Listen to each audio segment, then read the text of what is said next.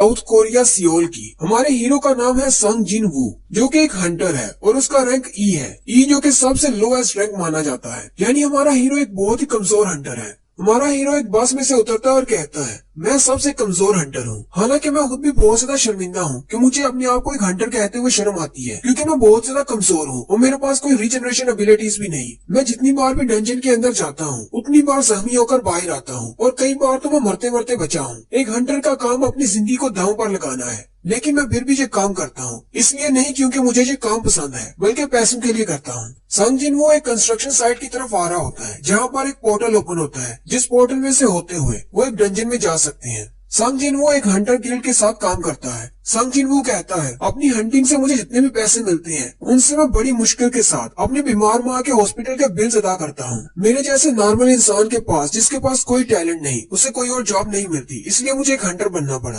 Construction site का scene दिखाते हैं। वहाँ पर एक शख्स काफी पी रहा होता है, वहीं पर उसका दोस्त भी आ जाता है। काफी पीने वाला शख्स उसे कहता है, बैक तुम तो काफी अरसे के बाद वापस आए हो, तुम तो एक हंटर नहीं बनना चाहते थे, इसलिए तुम हमारे गिल्ड को छोड़कर चले गए थे। बाक उसे कहता है, असल में मेरी बीवी प्रेग्नेंट है, हमारे यहाँ दूसरा बेटा होने वाला है, इसलिए मुझे पैसों की जरूरत थी। उसका दोस्त उसे कहता है, ज्यादा पैसे कमाने के लिए एक डंजन के अंदर जाकर हंटिंग करने से ज्यादा आसान काम और कोई भी नहीं। बाक उसे कहता है, लेकिन मैं बहुत ज्यादा परेशान हूँ, क्योंकि मैं काफी अरसे से डंजन के अंदर नहीं गया, पता नहीं मेरे स्किल्स काम करेंगे भी या नहीं, कहीं मैं सबसे पीछे न रह जाऊँ। उसी वक्त काफी वाला शख्स पीछे की तरफ देखता है तो संग जिन वो आ रहा होता है। वो उससे कहता है, तुम्हारा शुक्रिया आने के लिए। जबकि बाकी के सारे हंटर भी संग जिन वो को देखकर बहुत ज्यादा खुश होते हैं और उसे कहते हैं, तुम तो वाकई में आज भी आ गए, तुम तो बहुत ही अच्छे लड़के हो। कॉफी वाला शख्स संग जिन वो से कहता है, क्या तुमने खाना खाया? संग जिन वो से कहता है, हाँ मैंने खा लिया, मेरे बारे में इतनी फिक्र करने के लिए आपका शुक्रिया। बाक उस शख्स से पूछता है, ये लड़का कौन है? क्या ये बहुत ही एक्सपीरियंस हंटर है जो सारे लोग इसको देखकर बहुत ज्यादा खुश है?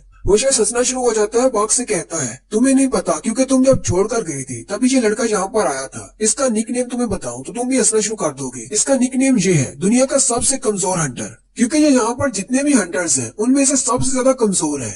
वैसे तो इसका रैंक ई है, लेकिन जितनी बार भी ये डंजन में जाता है ये ई रैंक के मॉन्स्टर से भी मार खाकर वापस आता है। बाकू से कहता है, वो हमारी बातें सुन सकता है, वो बहुत ज्यादा करीब है। जबकि संग जिन वो भी उनकी बातें सुन लेता और कहता है, मैंने इन लोगों की सारी बातें सुन ली, लेकिन मैं क्या कर सकता हूँ, मैं हूँ ही सबसे ज्यादा कमजोर। संग सीधा कॉफी वाले के पास जाता है और उसे कहता है, क्या मुझे एक कॉफी का कप मिल सकता है? वो उसे कहता है, नहीं, सारी कॉफी खत्म हो गई। संग और भी ज्यादा उदास हो जाता है और कहता है, आज तो मुझे कॉफी भी नहीं मिली, आज का दिन तो बहुत ज्यादा बुरा है। उसी वक्त एक लड़की जिसका नाम जूही होता है, वो संग पर चिल्लाना शुरू कर देती है और कहती है, तुम फिर से जख्मी होकर वापस आए हो। संग उसे कहता है, क्या तुम भी हमारे साथ डंजन में जाने वाली हो? जूही उसे कहती है, हाँ मैं भी जाने वाली हूँ, लेकिन मुझे ये बताओ तुम्हारे चेहरे पर से चोट कैसे लगी? संग उसे कहता है, मुझे नहीं पता, हंटिंग के दौरान शायद मुझे कोई चोट लग गई। जूही उसे कहती है, अच्छा ऐसा क्या हुआ था हंटिंग के दौरान? फिर वो दोनों बैठ जाते हैं। संग उसे सारी बात बताता है। जूही उसे कहती है, क्या तुम इतने ज्यादा जख्मी थे कि तुम्हें हॉस्पिटल जाना पड़ा? संग उसे कहता है, हाँ, हम लोग ई रैंक के मिशन पर थे और वहाँ पर सारे ई रैंक के मॉन्स्टर थे और मेरी सारी टीम में से मैं ही अकेला था जो बहुत ज्यादा जख्मी हो गया। जूही उसे कहती है, लेकिन ऐसा कैसे हुआ? क्या तुम्हारे पास कोई हीलर नहीं था?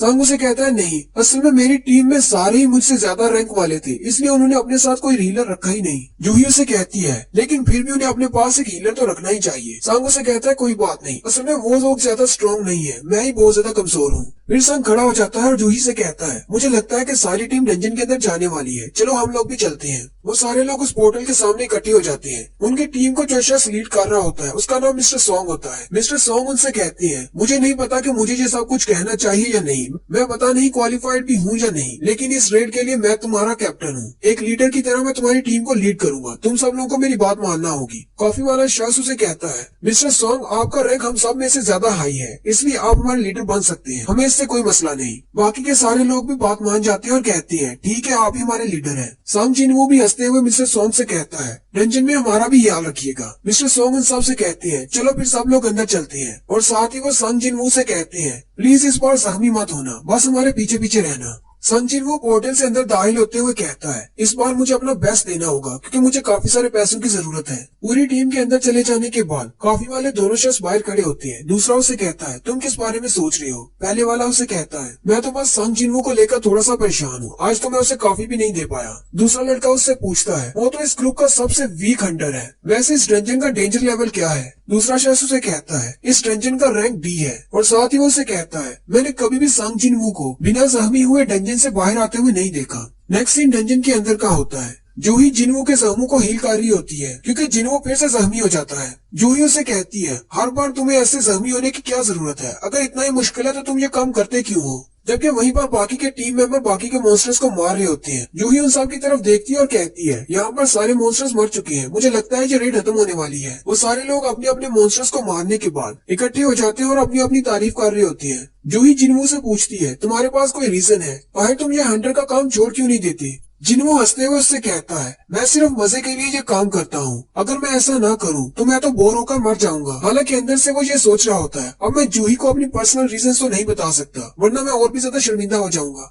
जूही चिल्लाकर उसे कहती है अब जल्दी से हंसना बंद करो वरना तुम्हारे जख्म फिर से खुल जाएंगे। मिस्टर सॉन्ग के हाथ में एक मैजिकल कोर होती है। जब भी वो एक मॉन्स्टर को मारते हैं तो उसके अंदर से एक मैजिकल कोर निकलती है। हालांकि सी रैंक के मॉन्स्टर को मारने पर भी उसके अंदर से जो मैजिकल कोर मिलती है वो भी हजारों में बिकती है, लेकिन जिन्वो के लिए सी रैंक के मॉन्स्टर को मारना बहुत ज्यादा मुश्किल है। जिन्वो के हाथ में एक ई रैंक की कोर होती है। जिन्वो कहता है इतने ज्यादा जख्मी होने के बाद मुझे सिर्फ एक ई रैंक की कोर मिली है जिसके मुझे ज्यादा पैसे नहीं मिलेंगे। हर रोज मैं अपनी जान खतरे में डालकर सिर्फ एक ऐसी कोर हासिल करता हूँ, ये तो बहुत ही कम है। उसी वक्त उनका एक टीम मेंबर उनसे कहता है यहाँ पर आओ, यहाँ पर एक और रास्ता है, डंजन के अंदर एक और रास्ता है। वो सारे उस रास्ते के सामने जाकर खड़े हो जाते हैं। मिस्टर सॉन्ग उनसे कहती है ये तो डबल लेयर डंजन है, मैंने इसके बारे में सुना था, आज पहली बार देख रहा हूँ। मिस्टर सॉन्ग अपने हाथ पर एक फायर बॉल बनाते हैं, उसे उस केव के अंदर फेंकते हैं जिससे रोशनी होती है और वो केव काफी ज्यादा लंबी होती है। मिस्टर सॉन्ग सारी टीम से कहते हैं मेरी बात सुनो, अभी तक इस डंजन का दरवाजा बंद नहीं हुआ, इसका मतलब डंजन का बॉस अभी जिंदा है और मुझे लगता है शायद बॉस इस केव के अंदर है। वैसे तो हमें अपने गिल्ड वालों से राब्ता करना चाहिए और उनके ऑर्डर्स का वेट करना चाहिए, लेकिन अगर दूसरे हाई रैंक के हंटर्स यहाँ पर आ गए तो हमें तो बहुत ज्यादा नुकसान हो जाएगा। क्यों ना हम लोग खुद ही जाकर उस बॉस को मार दें। मुझे पता है कि ये मिशन बहुत ज्यादा डेंजरस होने वाला है, तो क्यों ना हम लोग वोट करें। वोट्स में जो भी रिजल्ट निकलेगा उसके बाद कोई भी कंप्लेन नहीं करेगा। अगर वापस जाना हुआ तो वापस जाएंगे, अगर अंदर जाना हुआ तो अंदर जाएंगे। काफी सारे लोग अंदर जाने का कहते हैं जबकि कुछ लोग वापस जाने का कहते हैं। उनकी टीम में टोटल 17 लोग होते हैं, 16 में से 8 कहते हैं हमें अंदर जाना है जबकि 8 कहते हैं बाहर जाना है। बाहर जाने वालों में जूही भी शामिल होती है, वो भी कहते हैं कि मुझे अंदर नहीं जाना। सबसे लास्ट पर जिन्वो बच जाता है। मिस्टर सॉन्ग जिन्वो से कहते हैं अब तुम बताओ हमें किस तरफ जाना है, तुम्हारे वोट पर डिपेंड करेगा हमें बाहर जाना है या अंदर जाना है। सॉन्ग के हाथ में उसका एक ही मैजिकल कोर होता है। सॉन्ग कहता है मेरे पास ज्यादा पैसे नहीं है और बहुत ही जल्दी मुझे अपनी बहन को कॉलेज में दाखिल करवाना है और मेरी बीमार माँ के हॉस्पिटल के बिल्स भी बढ़ते जा रहे हैं। जिन्वो उनसे कहता है मैंने फैसला कर लिया, हम लोग अंदर जाएंगे और बॉस को मारेंगे। फिर वो सारे लोग उस केव के अंदर चले जाते हैं। काफी देर चलने के बाद वो कहती है यहाँ पर तो रास्ता खत्म ही नहीं हो रहा, काफी देर से हम लोग चल रहे हैं। वो आपस में बातें कर रहे होते हैं और कहती है एक बॉस को मारने के बाद 1 ही घंटे के बाद पोर्टल बंद हो जाता है और हमें यहाँ पर चलते हुए 40 मिनट हो गए हैं। अगर हम बॉस को मार भी देते हैं तो हमारे पास बाहर निकलने के लिए ज्यादा वक्त नहीं बचेगा। जिन्वो जूही से कहता है मुझे माफ कर देना, मेरी वजह से तुम्हें यहाँ पर आना पड़ा, अगर मैं यहाँ पर आने के लिए वोट नहीं करता तो हम सब लोग बाहर चले जाते। जूही उसे कहती है तुम्हें परेशान होने की जरूरत नहीं, मैं बिल्कुल ठीक हूँ। जिन्वो से कहता है क्या तुम वाकई में ठीक हो। जूही बहुत ज्यादा गुस्सा हो जाती है और उसे कहती है अगर मैं सच कहूँ तो मैं बिल्कुल भी ठीक नहीं हूँ, तुम्हारी वजह से मुझे यहाँ पर आना पड़ा, ये मिशन बहुत ज्यादा डेंजरस है। तुम्हें जरा सा भी अंदाजा है मैंने अपनी कितनी ज्यादा हीलिंग पावर को इस्तेमाल कर दिया तुम्हें हील करने के लिए और तुम फिर से बॉस से फाइट करने के लिए यहाँ पर आ गए हो। अगर तुम जख्मी हो जाते हो तो मैं तुम्हें कैसे हील करूंगी। जिन्वो कहता है मैं तो सिर्फ इसी की वजह से अभी तक जिंदा हूँ क्योंकि ये एक बी रैंक की हीलर है और ये हमेशा फ्री में मुझे हील करती है। जिन्वो जूही से सॉरी कहता है। जूही उसे कहती है मुझे तुम्हारी सॉरी नहीं चाहिए। फिर जूही शांत हो जाती है और जिन्वो से कहती है अगर तुम्हें मुझसे माफी ही मांगनी है तो क्यों ना तुम मुझे खाना खाने के लिए अपने साथ ले जाओ। जिन्वो उसकी बात सुनकर शर्माना शुरू कर देता है। जूही उसकी तरफ देखती है और उसे कहती है क्या तुम मेरे साथ खाना खाने के लिए नहीं जाओगे। जिन्वो घबरा जाता है और उसे कहता है नहीं ऐसी बात नहीं है, हम दोनों डंजन से बाहर जाकर जाएंगे। आखिरकार वो सब लोग चलते हुए एंड तक पहुंच जाते हैं। वहाँ पर एक बड़ा सा दरवाजा होता है। मिस्टर सॉन्ग उनसे कहती है मुझे लगता है कि इस दरवाजे के बाहर बॉस है। वो उस दरवाजे की तरफ देखकर कहती है अगर ये बॉस का रूम है तो ये इतना ज्यादा डेंजरस क्यों नहीं है, यहाँ पर तो बहुत सारे मॉन्स्टर्स होने चाहिए थे। मिस्टर सॉन्ग आगे बढ़ते हैं और दरवाजे को खोलते हुए उनसे कहती है क्या तुम यहाँ पर चल कर आने के बाद खाली हाथ वापस जाना चाहोगे। मिस्टर सॉन्ग उनसे कहती है मुझे लगता है कि हम लोग यहाँ पर आने वाले पहले हंटर्स हैं, अगर तुम लोगों को डर लग रहा है तो तुम लोग वापस जा सकती हो, मुझे अगर अकेले जाना पड़ा तो मैं अकेले ही अंदर चला जाऊंगा। सारी टीम वाले बातें करना शुरू कर देती है और कहती है मिस्टर सॉन्ग सी रैंक के हंटर हैं और उनके स्किल्स भी बहुत ही अच्छे हैं, हमें उन पर भरोसा करना चाहिए, चलो सब लोग अंदर चलते हैं। मिस्टर सॉन्ग सारे दरवाजे को खोल देते हैं। फिर वो सारे लोग अंदर दाखिल हो जाते हैं। वो लोग जैसे ही अंदर दाखिल होते हैं मिसालें जलना शुरू हो जाती है। मिस्टर सॉन्ग उनसे कहते हैं, मैंने कभी पहले ऐसी टेंशन नहीं देखी, चलो सारे फैल जाते हैं और आसपास देखने कोई काम की चीज है या नहीं। यहाँ पर देखकर तो नहीं लगता कि काफी अरसे से यहाँ पर कोई आया होगा। वहाँ पर सामने कुर्सी पर एक बड़ा सा स्टैचू होता है, जबकि इर्द गिर्द छोटे स्टैचूज होते हैं। उन स्टैचूज के हाथ में अजीब सी चीजें होती है, कईयों के हाथ में वेपन्स होती है और कईयों के हाथ में म्यूजिकल इंस्ट्रूमेंट्स। जिनवू उनको देखकर कहता है, यहाँ पर तो बहुत सारे स्टैचूज है, ये तो बहुत ज्यादा डरावना लग रहा है। इनको देखकर तो ऐसे लगता है जैसे ये हमें घूर रहे हों। उन सबका ध्यान सेंटर में बैठे हुए बड़े स्टैचू पर पड़ता है। वो कहते हैं, ये वाला तो बहुत ही बड़ा है, कहीं ये इन सब का बॉस तो नहीं। मिस्टर सॉन्ग उनसे कहते हैं, नहीं ये बॉस नहीं हो सकता, ये तो सिर्फ एक स्टैचू है। लेकिन बाकी सारे स्टैचूज में से सिर्फ यही एक है जो बहुत बड़ा है। वो सारे एरिया को चेक करने के बाद कहते हैं, यहाँ पर तो एक भी मॉन्स्टर नहीं है, ना ही कोई बॉस है, सिर्फ इन स्टैचूज के अलावा कुछ भी नहीं। उसी वक्त मिस्टर सॉन्ग की नजर एक मैजिकल सील पर पड़ती है।